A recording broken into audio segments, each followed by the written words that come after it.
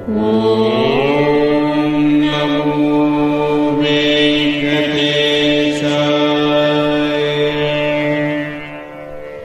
ஓம் நமோ அனைவருக்கும் வணக்கம்.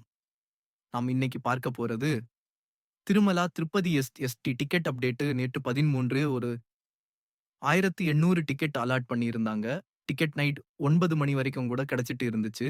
இதுக்கு முந்தின நாள் 18,000 டிக்கெட் கொடுத்திருக்காங்க. திருப்பதியை பொறுத்தவரை நேத்து இன்னைக்கு வந்து எல்லாமே கூட்டம் கம்மியா தான் இருக்கு. திருப்பதிக்கு புயல் அலர்ட் கொடுத்திருந்தாங்க. இப்ப அதெல்லாம் முடிஞ்சிச்சு. ஆயினும் இப்போதும் கூட்டம் கம்மியா தான் இருக்கு.